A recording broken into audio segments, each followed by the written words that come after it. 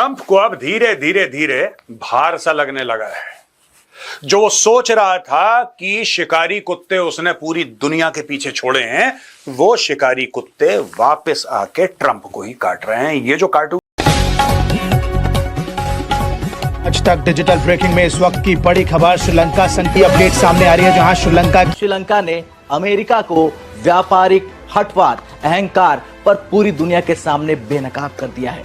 इतना ही नहीं दोस्तों, जिसने भारत को धमकी दी थी, लेकिन भारत ने झुकने के बजाय जवाबी हड़बड़ाहट नहीं बल्कि साहस से जवाब दिया। जानते हैं कैसे? ये बयान सुनिए, आपको पता चल जाएगा श्रीलंका ने भारत के लिए क्या बयान दिया। US ටැරිෆ් එක ගැන මෙතන කතා නොකරමු. ඉන්දියාවට හිනා වෙන්න එපා හොඳේ. ඒ කට්ටියට වැටිලා ඉන්නකොට හිනා වෙන්න එපා. මොකද අපි වැටිලා ඉන්නකොට අත දුන්නේ මේ මිනිස්සු විතරයි. There is one thing that I want to tell you. It ain't over until the fat lady sings. හිනා වෙනවනේ අපි දැක්කනේ. ඉන්දියාවට හිනා වෙන්න එපා. ඉන්දියාවේ හිතුව 15ට එයි කියලා. අපිත් හිතුව 15ට එයි කියලා තමයි. ඔයා බලන්න මගේ වීරකේසරි පොඩ්කාස්ට් එක ජනාධිපතිතුමා මගේ බ්‍රූනෝගේ පැය දෙකක පොඩ්කාස්ට් එකේ තප්පර 30ක කෑල්ලක් කතා කරලා කියනවා. මෙහෙම කිව්වලු. අපි කැමති ඉතින් අපි කියන හැමදේම එතුමා අහගෙන ඉන්නවනේ. එන වීරකේසරි එකට කියපේක ඔබතුමා දෙමළ නිසා කියවලා බලන්න මම මොකද්ද කිව්වේ කියලා. මම කිව්වා ලංකාවට 15වත් 20ත් අතරත් එන්න ඉඩ තියෙනවා කියලා. ඒ නිසා නොදන්න දේවල් ගැන කතා කරන්න එපා. बात है ये भी for the very first time Sri Lanka and India के बीच देखने को मिल रहा है। ऐसा कर रहा है तो श्रीलंका को ये लगा कि भाई ये ठीक नहीं है, तो फिर उसने जो है वो उसका टेल जो है वो इंडिया की तरफ नजर आया और फिर डिफॉल्ट होने के करीब था। तो ये तो एक बहुत ही अच्छा मौका था। वर्ल्ड बैंक की शॉकिंग रिपोर्ट आई है और उसमें पता लगा है कि मोदी जी ने बड़े बड़े धुरंधरों को, जो बड़ी बड़ी इकोनॉमीज हैं, उसको मात दिया है। और ये उन्होंने ये भी बोल दिया कि अभी हमने मात देना शुरू किया है, अगले कुछ साल भी हम इनको मात देते रहेंगे। हु इज ट्रम्प टू, हम ट्रम्प को क्या समझते हैं? ट्रम्प क्या है जी?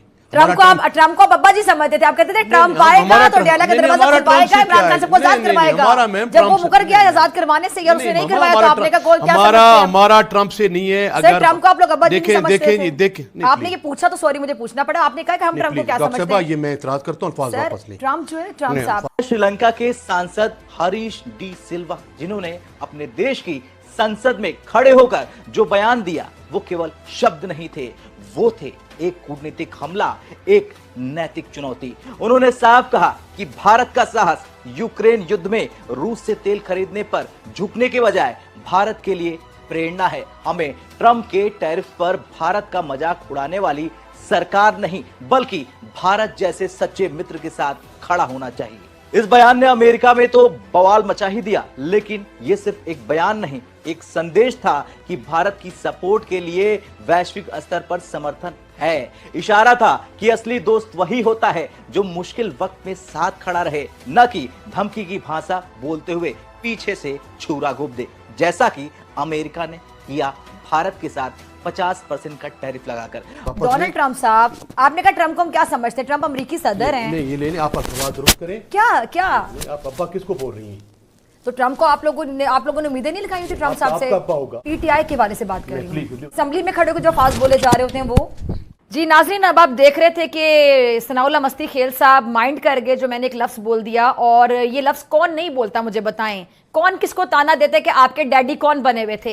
कौन किसके बारे में अब तक याद करवाता है? नई नस्लों को भी फलां का अब्बू वो बना हुआ था, और ट्रंप साहब को आप अपने अब्बा जी की तरह समझ रहे थे कि वो आएंगे जैसे सदर की कुर्सी पे बैठेंगे इलेक्शन लड़के तो वो क्या करेंगे जी जीतने के बाद कि आके अडाला का दरवाजा खुलवा देंगे। उनसे इतनी एक्सपेक्टेशंस थी, इतनी उम्मीदें थी पीटीआई को, तहरीक इंसाफ को, कि बच्चा बच्चा ये बात जानता है। अब इन्होंने कहा ट्रंप होता कौन है? अमेरिकन प्रेसिडेंट है भाई, कुछ ना कुछ होता है। सुपर पावर अमेरिका का सबसे बड़ा अगर आप लीडर देखें दुनिया का तो प्रेसिडेंट अमेरिकन जो होता है वही होता है। अमेरिकन प्रेसिडेंट ट्रंप साहब कह रहे कौन होते हैं?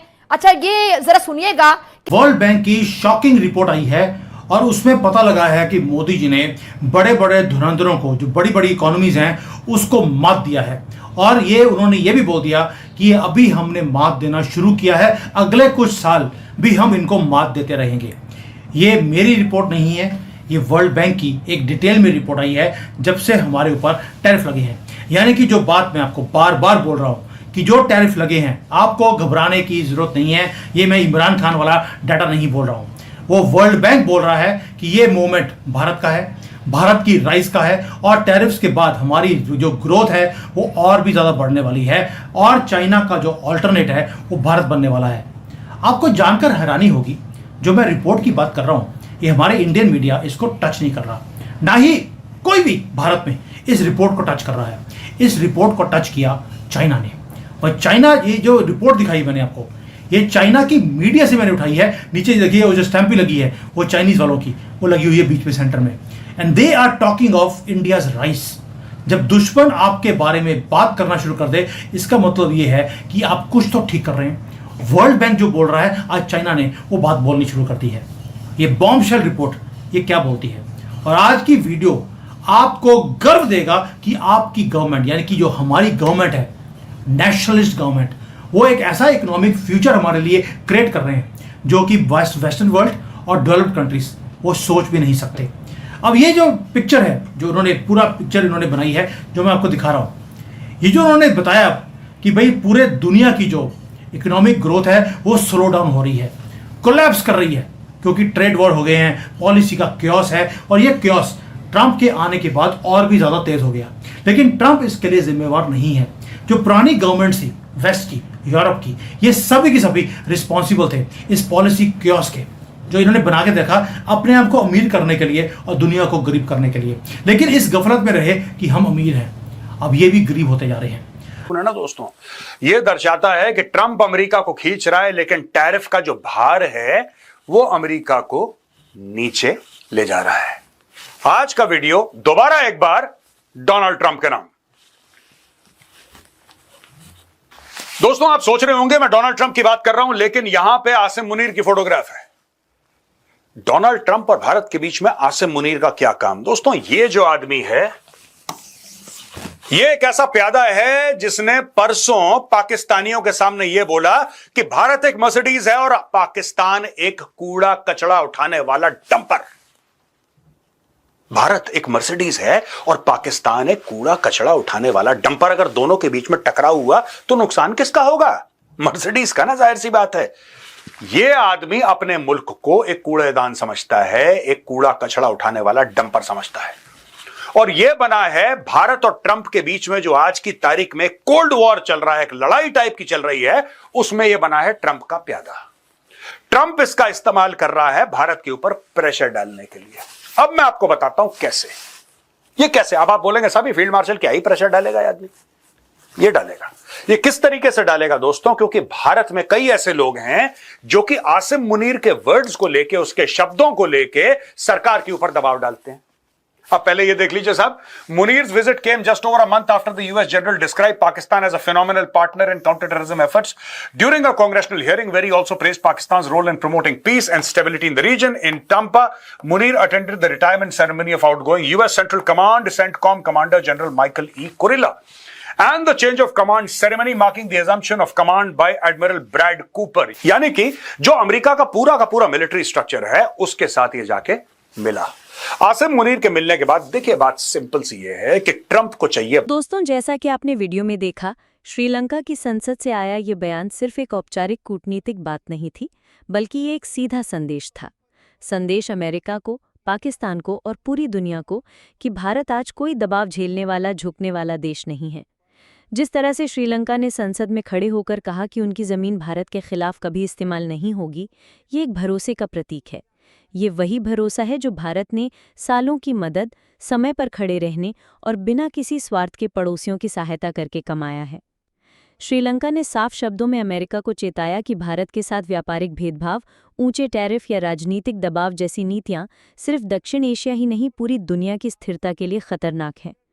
और ये बात अमेरिका को शायद उतनी तीखी लगी जितनी पाकिस्तान को तब लगती है जब कोई देश खुले मंच पर भारत की तारीफ कर देता है। अब सोचिए, जिस वक्त श्रीलंका ये बयान दे रहा था, उसी वक्त पाकिस्तान के army chief Asim Munir America की धरती पर खड़े होकर भारत को धमकियां दे रहे थे, पानी रोकने, डैम बनाने और यहाँ तक कि परमाणु हमले जैसी बातें। लेकिन भारत ने बिना हड़बड़ाए, बिना आक्रोश में आए, अपने शांत लेकिन सटीक शब्दों में जवाब दिया कि किसी भी तरह का न्यूक्लियर ब्लैकमेल भारत बर्दाश्त नहीं करेगा। ये है असली ताकत दोस्तों, जहां भावनाओं में बहकर गलत कदम नहीं उठाए जाते, बल्कि सोच समझकर दुनिया को संदेश दिया जाता है कि भारत शांति का पक्षधर है, लेकिन अपनी सुरक्षा के साथ कोई समझौता नहीं करेगा। इस बीच इजरायल के प्रधानमंत्री बेंजामिन नेतन्याहू का बयान भी कम दिलचस्प नहीं है।